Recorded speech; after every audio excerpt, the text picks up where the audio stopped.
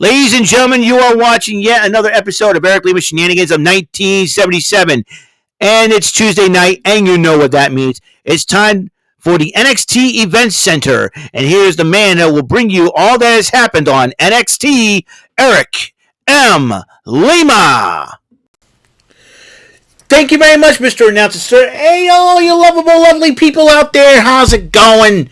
You're watching another episode of Eric Lima Shenanigans of 1977, episode 1190. 10 episodes away from 1200. What's going on, everybody? How you guys doing out there? It is Monday, the 5th of February, 2024, 1:46 p.m. That's right.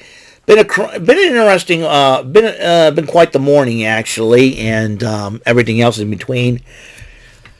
Whew. I'll tell you what, right now, it's been a surreal day. I will explain on a separate episode of the show. I want to keep things light and then keep things good. And I'm sure some of you have a good idea. If you saw my post on Facebook, you know what's going on, and whatnot, and everything else in between. We're gonna have some fun here, though. Nevertheless, we're gonna have some fun, and that's why people want me to. I want to do this with a smile on my face and just have a little bit of fun. We're gonna talk some wrestling last night. We watched NXT Vengeance Day, folks, and I gotta tell you, I did some live reacting with my good buddy Brandon Martin, along with my colleague of Rant and Rave, also my other colleague of Rant and Rave, Mr. Jordy Scow. We had the House of Furor on with us. We also had Dante, and I think, did Andrew Hockey join us? I think he did. Oh, it was just, yeah, it wasn't Andrew Hawking. It was the House of Furor, Jordy Scow, Dante Pittman, Brandon Martin, myself. We were reporting on Vengeance Day because it was crazy. It was a crazy day. Now we got the kickoff, and Tatum Paxley decides to annoy Lyra Valkyria once again. And Kelly Kincaid interviews Dragon Lee about his determination to beat Femi for the North American title. Braun Breaker and Baron Corbin talk about the matchup tonight, and Braun Breaker ended up wearing a cowboy hat, just like Baron Corbin. Hey, I don't know what they're doing to join the Jim Ross fan club or something like that with the cowboy hats. And the family were talking about their 6-person tag match, and then Kelly Kincaid was interviewing Joe Gacy, who was trying to find weapons. He found a kendo stick and a chain. Got any more than that to beat Dijak, my friend? Trust me on that one. Oh boy. Love is blind. Grass is only greener on the other side. Dun, dun, dun, dun. It sounds like a 90s alternative rock song, and it's a pretty catchy tune too, Joe Gacy's theme song. Love is blind. Grass is only greener on the other side. Hey, Eric, no singing. Okay, Romeo, I won't sing. Oh, I can sing because Romeo won't tell me what to do because this is not going to be live. It's going to be taped. Gotcha, Romy. Gotcha. You think you would get me, baby, old son? Let's go. You better recognize. Okay. Like D'Lo Brown all of a sudden. Hey, hello. Oh, good Lord. Anyways, first matchup, the Dusty Classic Final. Carmelo Hayes and Trick Williams going up against Braun Breaker and Baron Corbin, known as the Wolf Dogs. I should call them the Train Wreckers because they like to wreck trains, man. Anyways, heck of a matchup between those two, but they try to weaken up. Also, Trick Williams has weakened himself up for the title match against Ilya Dragunov. But in the end, we have the 2024 Dusty Rhodes Tag Team Classic Cup winners, Braun Breaker and Baron Corbin. Now, this is going to be very interesting because Braun Breaker will be on Raw tonight to check out what Adam Pearce has to offer, and he's got to make a decision. And who knows? Baron Corbin can come up with him as a package deal, be the tag team title. Hey, I'll tell you what, if they go after the NXT tag team titles against the family, that's going to be a bar-burner brawl. But what if you decide, hey, can we use this to go after Judgment Day for the Undisputed Tag Team titles? Why the heck not? Who knows? Because Braun Breaker and Baron Corbin can wreck shop, and they'll be the most popular tag team, I think. So, anyways. So that's it. And then there's a no DQ match, and Mr. Love is Blind. Grass is only greener on the other side. Dun, dun, dun, dun, dun, dun, dun. Uncle Rome's going, were you singing on the video? Yes, I was singing. You know? Welcome to you. Never mind. I love Tears for Fears as everybody wants to rule the world. Anywho, this was a heck of a fight. Now, Dijak, who's also a friend of my good buddy Joey Palatroni, or Joey Fats, who does Row 1, Seat 1. Check out their podcast. Seriously. Give them boys a shout out. Let me tell you. Joey Palatroni, a.k.a. Joey Fats, they know Chris Dijak. That was his real name, but he was basically known as Dijak. Him and Joe Gacy were beating the snot out of each other to the point they were using Legos, Army Men, and Hot Wheels race cars. Not race car beds, Calvert. No race car bed jokes, and your Ravens not going to win another Super Bowl next year. You turkey. You stooge turkey. Anyways. In the end, Dijak knew he would win. So, knew he would win. Oh, yeah. And now, Kelly Kincaid was interviewing Thea Hale and JC Jane because Thea Hale and JC Jane was selling calendars of the ladies of Chase U. And yes, Ren Sinclair is part of it as well. And Adriana Rizzo was part of it. So it seems like to me, I mean, you think about it. I was part of the ladies of Chase U calendar to save Chase U. And a little bit more on that situation. 6-person tag. Speaking of Adriana Rizzo, the D'Angelo family versus OTM. I picked OTM to win this matchup because I thought Scripps was going to get involved because he was the extra guy outside. But it looks like Chris Scripps has been neutralized somehow. And the D'Angelo family ended up picking up the victory over OTM. So congratulations to the D'Angelo family. Much respect to them. I was hoping they would win. But I did pick OTM because of Scripps on the outside. He could play a huge hand in it. But obviously they neutralized Scripps, which was a very smart move on the D'Angelo family's part. Kiana James and Izzy Dane were talking about Vengeance Day, how it's going so far, and how they're going to turn the women's division upside down. It seems like they're going to put their heads together to see what they can do.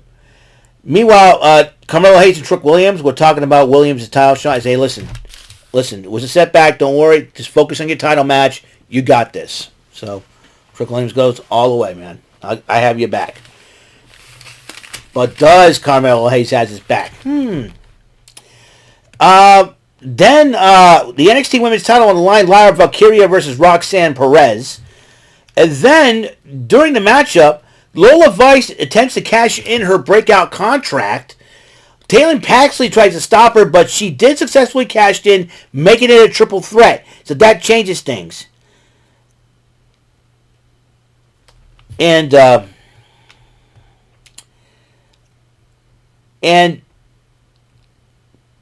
then unfortunately, Ryo Valkyria did end up keeping the championship. She retained it.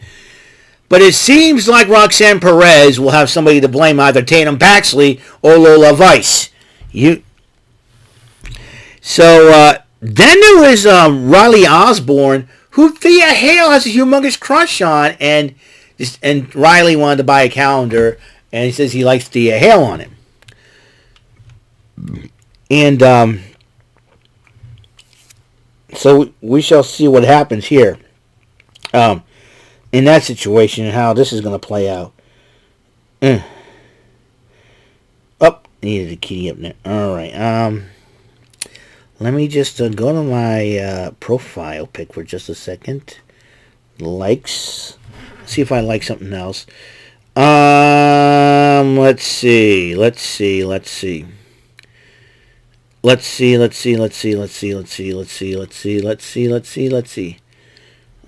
No, that's not what I'm talking about.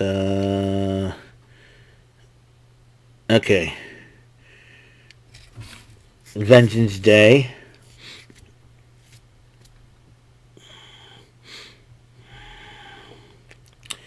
So, anyways, I'm trying to, because there was a promo that talked about three faces. If I can pick it up. If I can pick up the Three Faces promo, I'm going to try to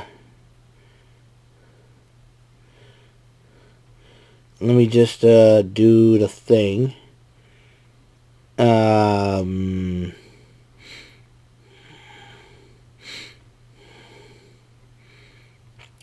right. All right.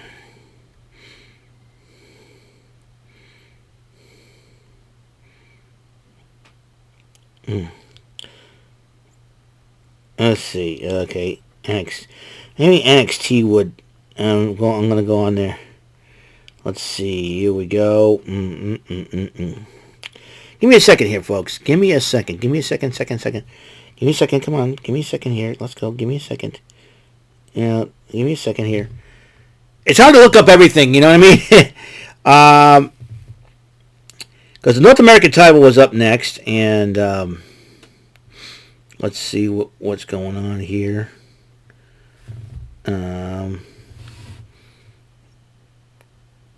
Let's see. Let's see if I can put 3 Faces promo. 3 Faces. Let's see if I can find it. Let's see. Come on. Get something here. Okay. All right. All right. Man has 3 faces. One the world sees, one his family sees, and the real one no one sees but reflects the evil he truly possesses. You know, but then somebody put up, the Japanese say you have 3 faces. The first face you show the world. Second face you show your close friends and your family. The third face you never show anyone. It's the truest reflection of who you are. Now, who are they? Who are they teasing? And everybody's assuming. Here's the crazy part.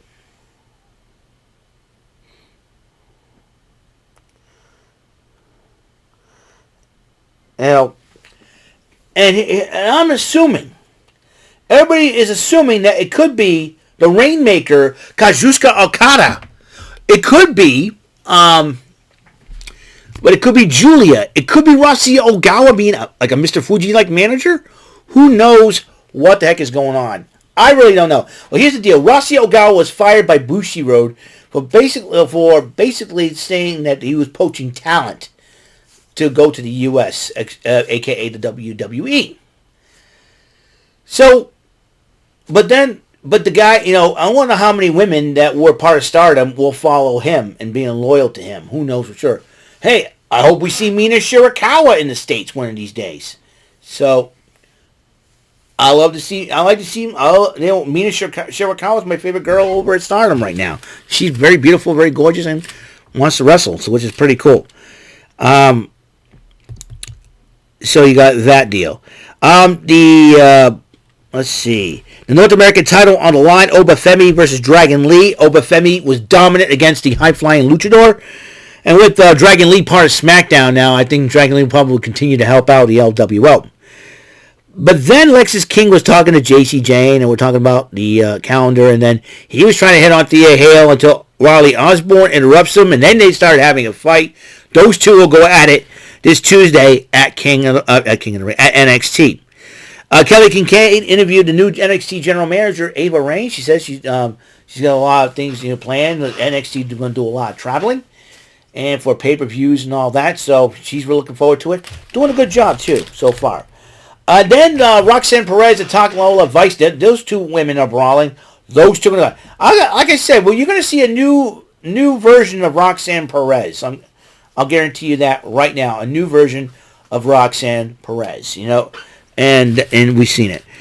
All right, the NXT title was on the line. Ilya Dragunov versus Trick Williams. Trick Williams uses Iron Survivor Challenge #1 contendership spot to use that, and this was a heck of a fight. Trick Williams was getting clipped in the knee. His knees were hurting. He was bleeding from the mouth. But then, and Ilya Dragunov took advantage of it. Hit him with a Torpedo Moscow. 1, 2, 3. Dragunov retains the title. But we're not done yet. As Dragunov was celebrating the title victory, looking for his next challenger, Then Carmelo Hayes was consoling Trick Williams, saying, "You're my boy. Let's go."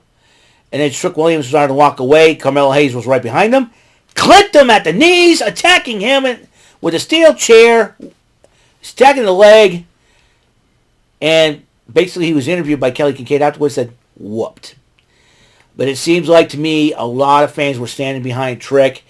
I think people were saying that he was the one that attacked Trick Williams all along. And I think Ilya Dragunov was right. It was Carmelo Hayes all along. You think?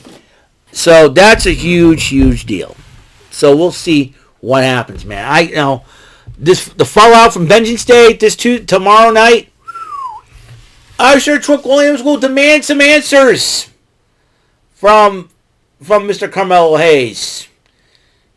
And believe me, I think when Mr. Hayes comes up to the main roster, I'm sure Grayson Waller and Austin Theory will love to welcome him with open arms. Say, hey, saw what you did at Vengeance Day. We love it. Imagine those four, along with Logan Paul, be the new version of the Four Horsemen. Who knows?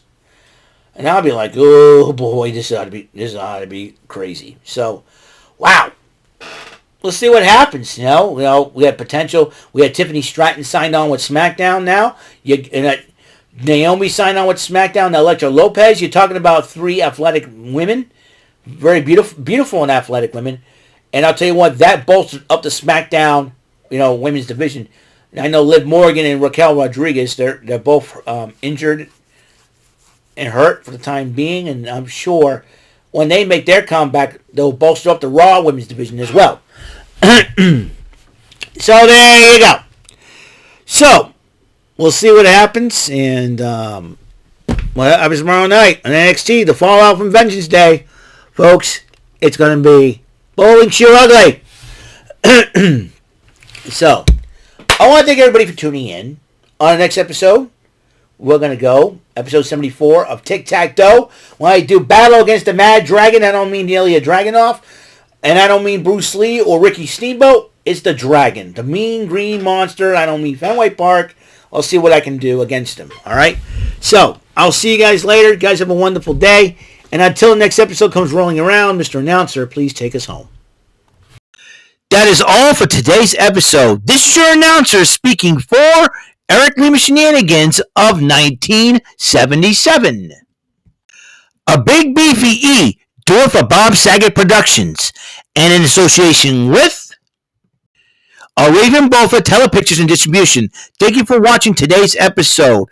Tune in next time for another episode of Eric Lima Shenanigans of 1977.